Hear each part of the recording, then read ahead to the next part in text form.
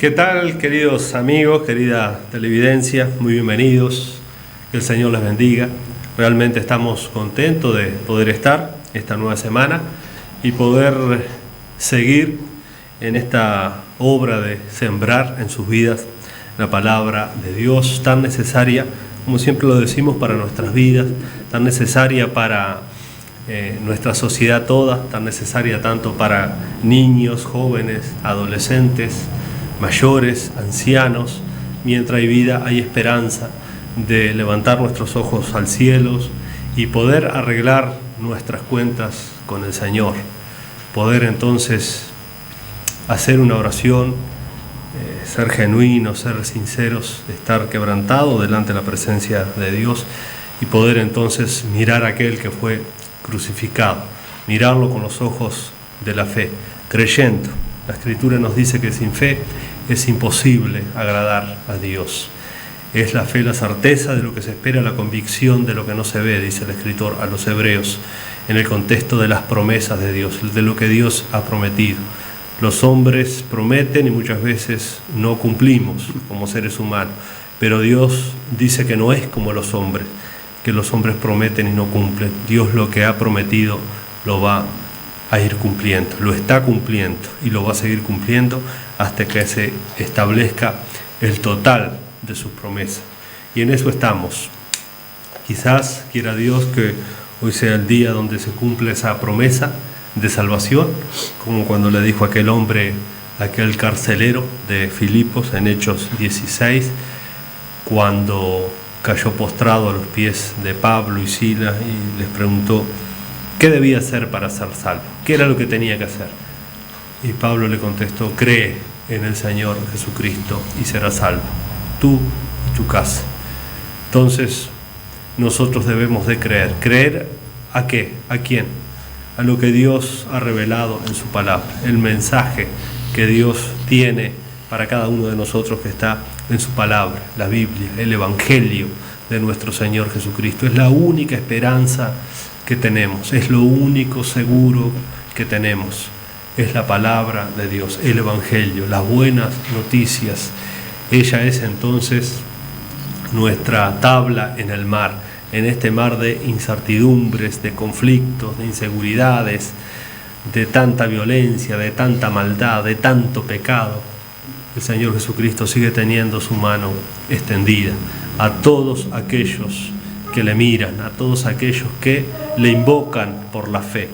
Dice su palabra que no serán avergonzados cuantos en Él confíen. Quizás te han avergonzado y te han defraudado muchas personas, muchas situaciones, muchas cosas en la vida, pero hay uno que no avergüenza, hay uno que está siempre, en las buenas, en las malas, cuando todos parece que nos dan la espalda, Él sigue estando ahí. Cuando todos quieren hacer leña del árbol caído, el Señor sigue estando ahí. Cuando todos nos dan la espalda, Él sigue estando ahí. Porque Él conoce nuestro dolor, conoce nuestro sufrimiento, conoce nuestros problemas, pero también conoce nuestros pecados. Y Él no vino para condenarnos, sino para salvarnos. Ya estamos condenados a no creer, ya estamos condenados porque nuestro pecado nos ha apartado de Dios. Nos ha destituido de la gloria de Dios, como dice Pablo a los romanos. Pero el Señor vino como Salvador. Y hoy es el día que te puedes encontrar con ese precioso Salvador, con este Señor Jesucristo. No te ofrecemos una religión, mucho menos un sistema religioso. Lo único es a nuestro Señor Jesucristo y a este crucificado en favor del pecador, pero también resucitado a la diestra del Padre, intercediendo por todos aquellos que vienen a Él. Entonces, este es nuestro mensaje. No es un mensaje novedoso, no es un mensaje que vende castillos en el aire, no es un mensaje que apunta solamente a las emociones, es un mensaje sencillo de vida o de muerte, que es el mensaje del Evangelio. Cristo crucificado, como decía Pablo, cuando estuvimos entre ustedes, no nos propusimos proclamar otra cosa sino a Cristo y a este crucificado, porque sin Cristo no tenemos absolutamente nada y con Cristo tenemos absolutamente todo. Tenemos el perdón de nuestros pecados y el regalo de la vida eterna. Marcos, buenas tardes, Dios bendiga. Buenas tardes al pastor, a la teleaudiencia, al director, también vaya el saludo, el agradecimiento a nuestro Padre Celestial por una nueva visita en el hogar de ustedes, amigos televidentes. Es con gusto que esta introducción penetrante que hace el pastor es para que lo consideren y actúen, pongan en marcha ese movimiento del querer como el hacer al acercarse a nuestro Señor y Salvador. Hoy es necesario actuar y movilizar todo ese sentimiento, esa búsqueda incesante de nuestro Padre, nuestro Creador, nuestro Señor y Salvador, que siendo santo fue a esa cruz por cada uno de nosotros, ¿no? Vaya si serán grandes sus misericordias. Y qué agradecido que estamos porque se renuevan todos los días esas misericordias. Son muy necesarias para que podamos seguir contándoles de esa obra única que ha sucedido en favor de la creación, en favor de nosotros, los pecadores.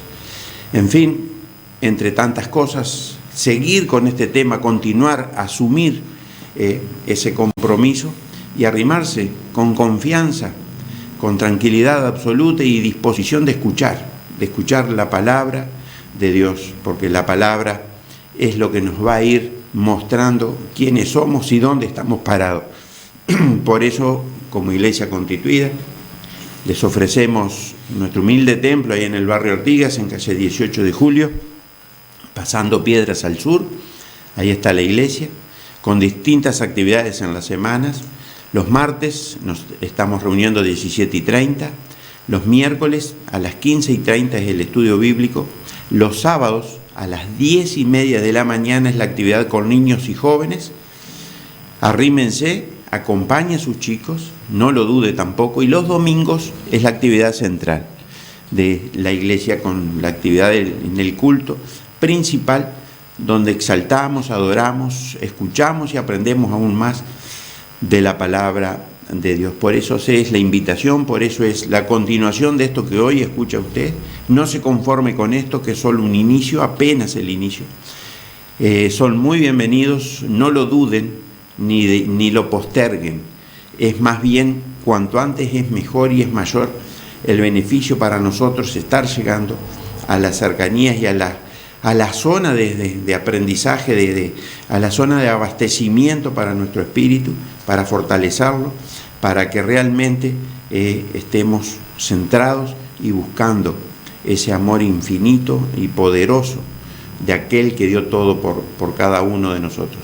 Les esperamos, no lo duden. Así es, amigos, no postergue su invitación que le hemos extendido como cada semana, que puedan estar arrimándose a la casa de Dios y puedan comprobar de primera mano allí la exaltación que el pueblo de Dios da a nuestro Señor.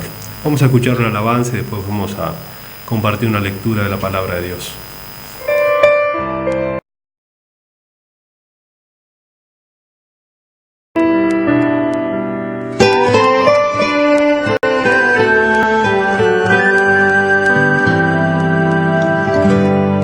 Mi vida está llena de ti, mi vida está llena de ti,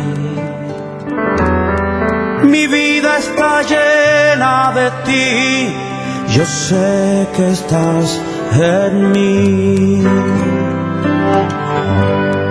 Mi vida está llena de ti,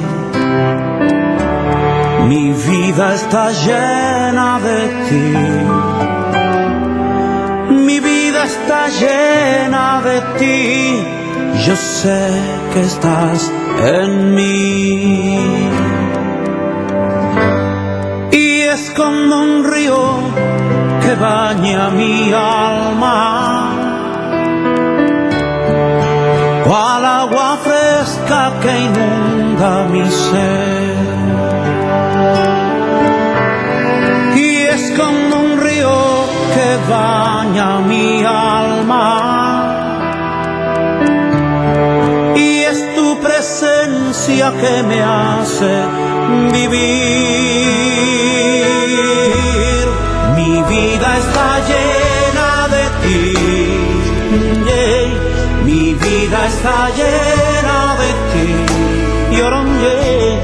Mi vida está llena de ti. Yo sé que estás en mí. Mi familia está llena de ti. Mi familia está llena de ti. Y ahora mi familia está llena de ti. Yo sé que estás aquí. Y es como un río que baña mi alma, cual agua fresca que inunda mi ser. Y es como un río que baña mi alma. Y es tu presencia que me hace vivir.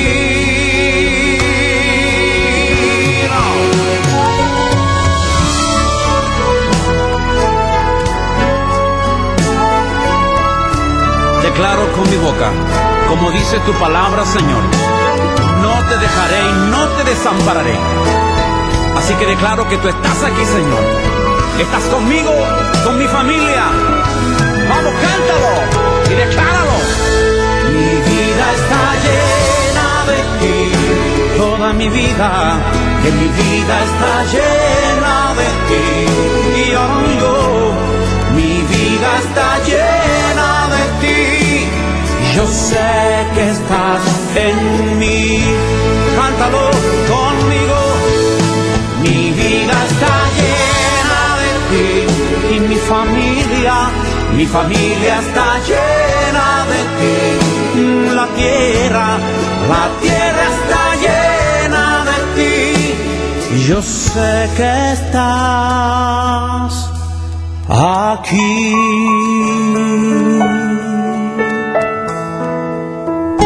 Y aún en el desierto, Señor, tú estás.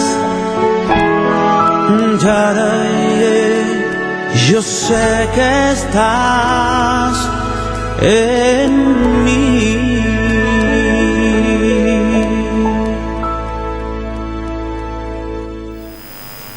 Bien, amigos, vamos a dar lectura a la palabra de Dios en el Antiguo Testamento, en el primer libro de los Reyes de Israel, capítulo 19, versículo 2 al 10.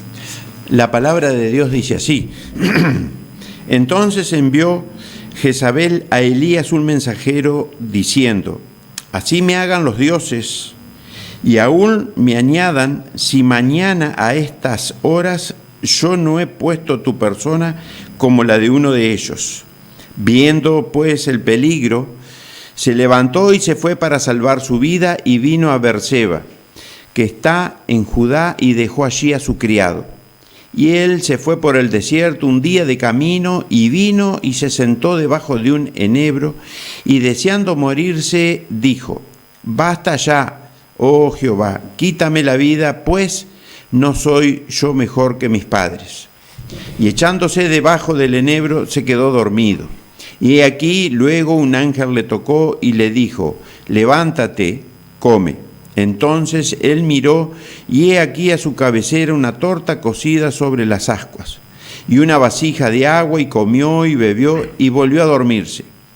Y volviendo el ángel de Jehová la segunda vez, le tocó diciendo: Levántate y come, porque largo camino te resta.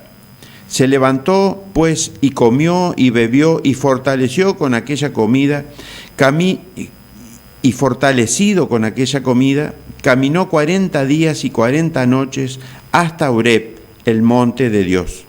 Y allí se metió en una cueva, donde pasó la noche.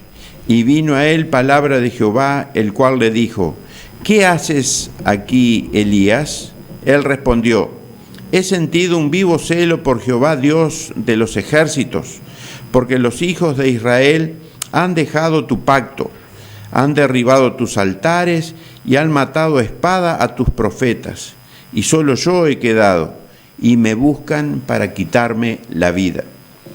Bien, ¿qué está pasando aquí?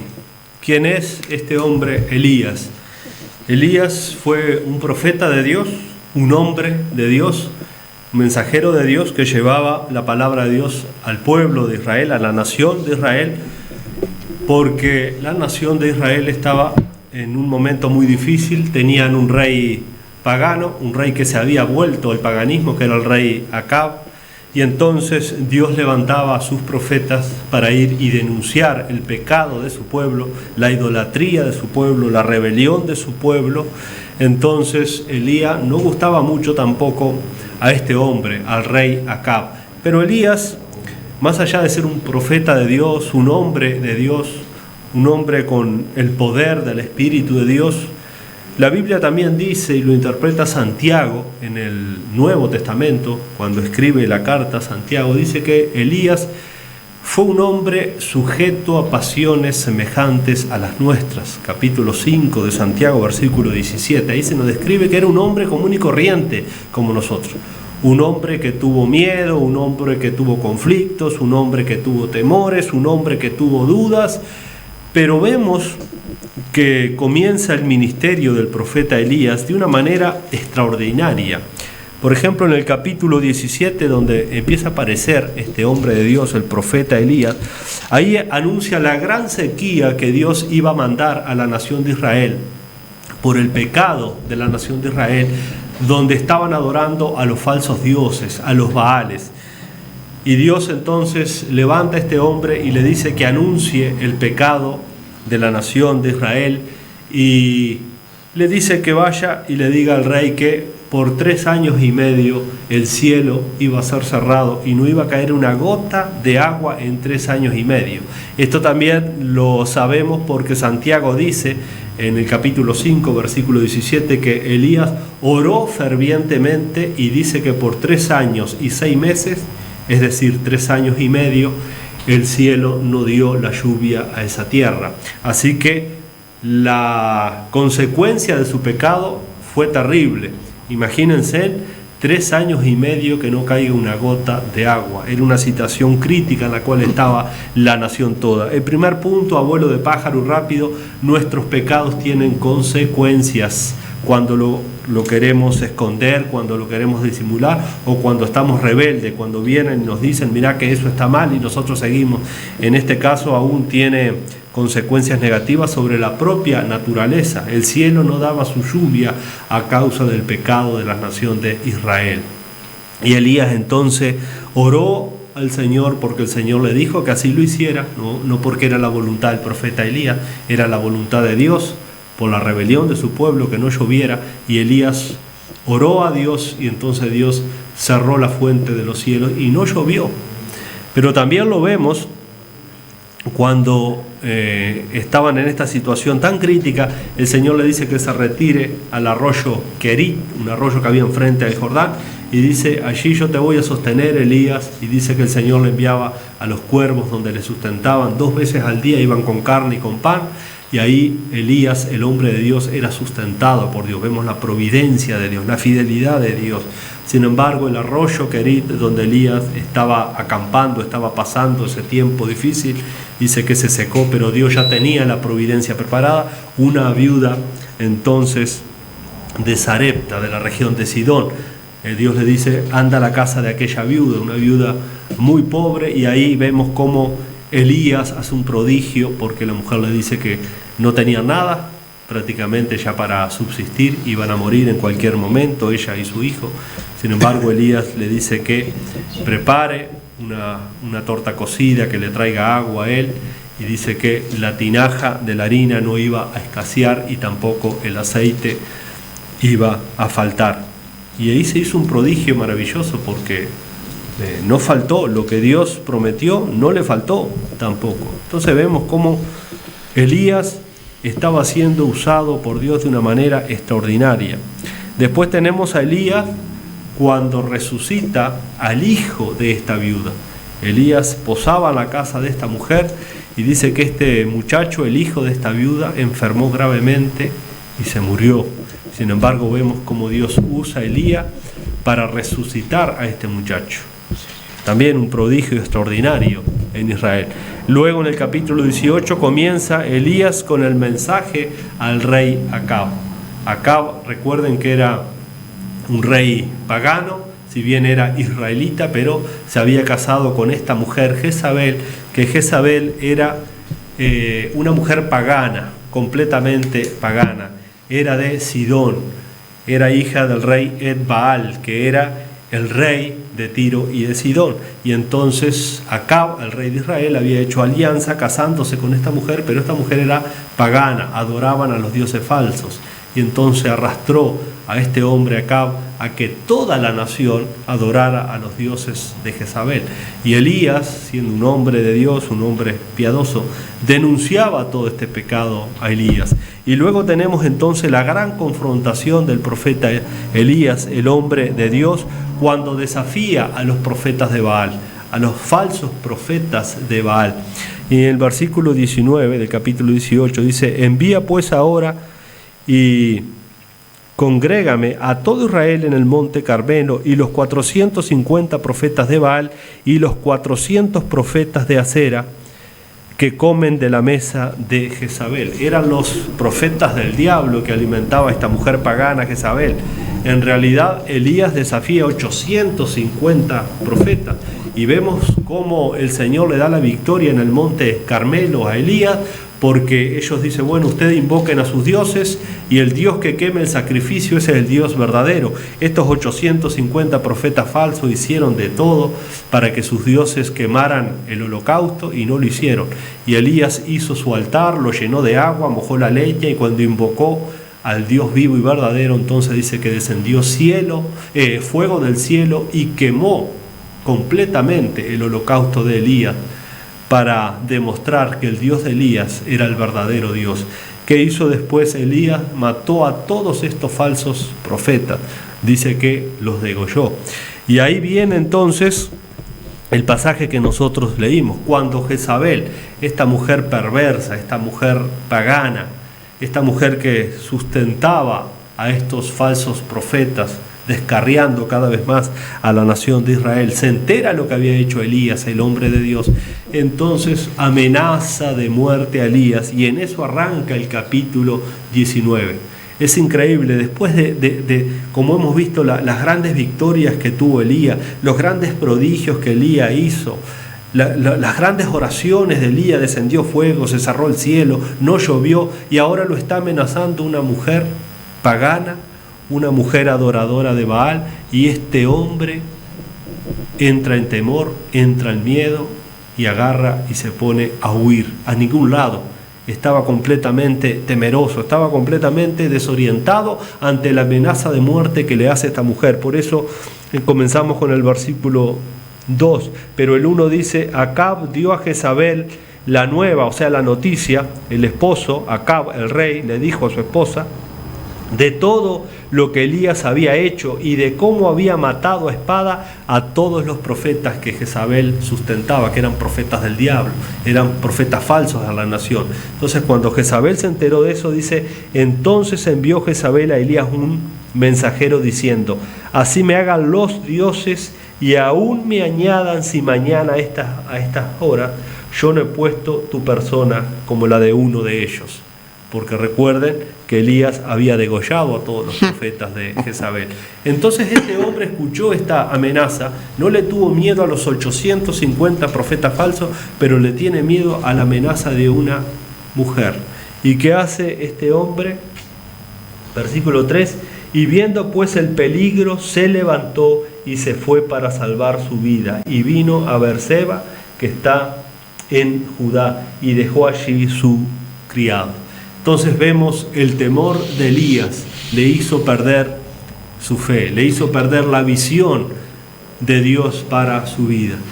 Entonces vemos, lo primero que vemos es que el miedo nos paraliza. Las situaciones adversas nos paralizan, nos hacen perder el foco. Este hombre había resucitado aún a aquel muchacho hace un tiempito atrás, había resucitado al hijo de la viuda donde él se quedaba, había hecho un prodigio donde la harina no se terminaba, el aceite tampoco se terminaba, había hecho grandes cosas y sin embargo ahora lo vemos amedrentado, lo vemos asustado, lo vemos completamente encerrado en sí mismo por el gran miedo que le dio la amenaza de esta mujer. Y dice que y él se fue por el desierto un día de camino y vino y se sentó debajo de un enebro y deseando morirse. Deseando morirse. Es increíble. ¿Por qué no deseaba orar?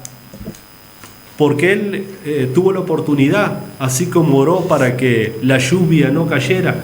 Ahora estaba deseando morirse, pero no estaba deseando orar. ¿Qué le pasaba a este hombre? Estaba huyendo de una circunstancia. No estaba afrontando esa situación que él estaba viviendo. El miedo había paralizado su fe. ¿Y cuántas personas hay como Elías que están huyendo a ningún lado? Que no tienen fe, que no tienen esperanza, que dicen creer, pero están ensimismadas en sus miedos, en sus temores, en sus derrotas, en sus conflictos y buscan un enebro para sentarse esperando morirse como el hombre de Dios. ¿Cuántas personas hay así que lo único que esperan es morirse? Que no encuentran un sentido a esta vida, que por más que saben que hay un Dios todopoderoso como Elías, que había visto las manifestaciones del poder, de la gracia y la misericordia de Dios, ahora no haya esperanza, no haya consuelo, solo se sienta esperando lo peor, morirse. ¿Por qué? Porque venía con una situación que lo había desbordado, ese miedo, esa amenaza de muerte. Y quizás tú, amigo, amiga, que nos estás mirando, estás pasando por una situación parecida. El miedo, los temores, los conflictos, tu propio pecado te ha dejado paralizado abajo de un enebro, ese enebro simbólico. El enebro era un arbolito y allí Elías dijo: lo mejor que me puede pasar acá es que me muera. Sin embargo, él que había orado ahora no quiere orar. Él que había visto la mano poderosa de Dios ahora ya no quiere ver la mano poderosa de Dios. Quiere morirse. Y lo único que dice es: basta ya, oh Jehová, quítame la vida, pues no soy yo mejor que mis padres. Y echándose debajo del enebro, se quedó dormido. Y aquí luego un ángel le tocó y dijo: levántate y come. Dios estaba mirando todo eso. Dios estaba escuchando aún los pensamientos de Elías. Dios sabía que este hombre estaba completamente abatido, que no tenía esperanza, lo único que quería era morirse. Pero otra vez vemos la misericordia y la providencia de Dios, cuando Él le dijo: levántate y come. Saben que Jesús, en el Evangelio según Mateo, en el capítulo 11, versículo 28, Él le dice a todas aquellas personas que están con una situación como la de Elías: venid a mí, todos los que estéis cansados y trabajados, y yo os haré descansar. Llevad sobre ustedes mi yugo, dice el Señor, porque mi yugo es fácil y ligera mi carga, y van a hallar descanso para sus almas. En otras palabras, levántate y come. El Señor dijo que su sangre era verdadera bebida y su carne era verdadera comida. Hablando metafóricamente, esa es la comida que nosotros necesitamos, que nos va a dar fortaleza, que nos va a dar esa visión de seguir a pesar de las circunstancias difíciles, a pesar de las amenazas del enemigo, a pesar de las propias amenazas de este mundo. Porque dice en el versículo 6: entonces él miró y he aquí a su cabecera una torta cocida sobre las ascuas y una vasija de agua, y comió y bebió y volvió a dormirse. Y volviendo el ángel de Jehová, que era una manifestación de Cristo, la segunda vez lo tocó diciendo: levántate y come, porque largo camino te resta. Amigo, si estás caído, si estás tirado, el Señor también te dice: levántate y come, porque largo camino te resta. Gracias, queridos amigos, Dios les bendiga. Hasta el martes.